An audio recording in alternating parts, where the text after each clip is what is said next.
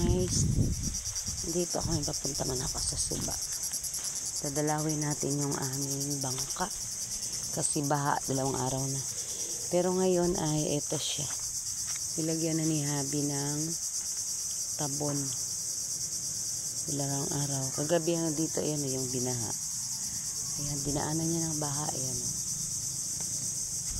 Pero ngayon low tide na kasi. Yun na natin. Ayan. Dinaanan na ba. Itinaas dito ni Mr. yung aming bangka. Yun yung aming kubo. Oh. Tapos ayan. Dito. Ano ito mga mare.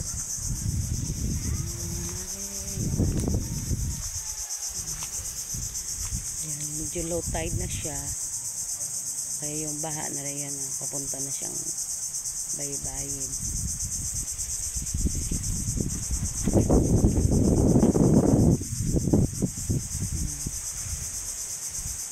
Ayan.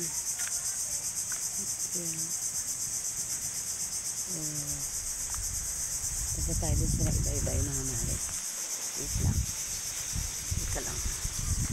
Dito tayo dito.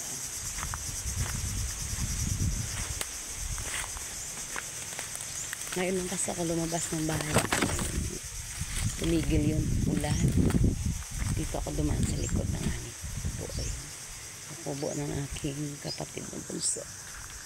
Tapos ito lang din yung Suba. Ayan, Suba. Buti nga lang merong mga kahoy. Dito ako dadaan. Yan yung aming kubo-kubo. Dito sa baybay. Tapos ayun yung Suba.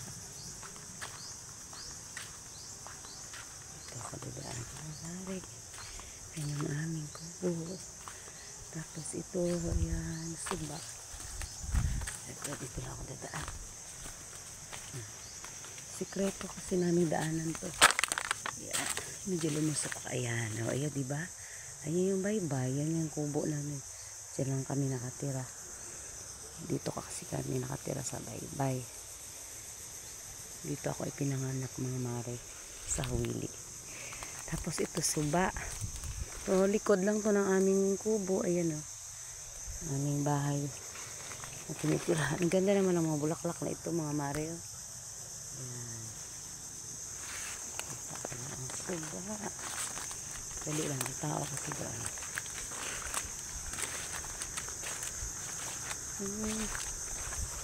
Ganda ng mga bulaklak. May bibi na ayan. Ayan yung Suba na. Tapos dito lang ang likod. Ayan o. Tapos ang ganda ng mga ang ganda ng tanim namin na mangrove tree. Ayan Suba. Palutay na siya. Palutay na siya. Mare. Oo, ayan. Sabi dinaanan ng baha. Medyo umaraw na siya konti. May aso doon na. So yatang tumawid. Medyo gumanda na yung panahon. Wala na yatang bagyo. Taas ng dinaanan. Lumaki yung Suba oh. Tapos ayun yung amin. Lapit lang. Ayan. Pero pag talagang masama na yung panahon, sige ulan. Tapos nasa alert. Ano na kami? Level. Yung gano'n eh. Kami ay lilikas na rin. Babalik kami dun sa aming bahay. Dun sa kabilang bahay. Ayan. Kasi sinisecure din naman namin yung aming gamit para umalis dito. Ayan, maganda na rin yung panahon. Hindi naman kasi maalon. Ayan. Wala naman dito yung bagyo eh. Nandun naman sa malayo. Luzon yata. Pero yun lang kasi yung kubo namin. Tapos Suba. Tapos baybay. Kaya medyo delikado. Ayan mga mare. Napakaganda na aming lugar. Ayan dito ako. Dito kasi ayan yung aming lagyan aming mga bilad na mga dilis. Ayan aming mga tapil. Yung mga sampay ko nandito na. Ayan diba. Tapos nakapagsampay na rin ako. Ayan o mga bedsheet. Saka yung aming mga pumot ibo. Bye-bye na yun dyan. Ayan na naman yung magandang bulaklak. Ayan ako ay nagagandahan sa mga bulaklak.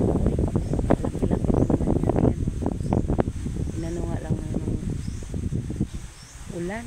Kaya nasira. Tapos ito yung aming kubo. Doon sa likod yung sumba. Bay, maganda na yung panahon kaya nakalabas ako. Yan mga mare. Ganda dito na. Ayan. Lilikas naman kami yung kaso na talagang kailangan ng lumikas. As is secure first your family. Ayan. Hanggang dito na lang mga mare. Ayan. Dito na lang muna ang aking video. At salamat sa panonood. Malamang buhay na yung aking mga tubo. Ayan. Yung aking mga tanglad. Oh. Tingnan ko muna. Dito na lang naman ya. Bye bye. Thank you po.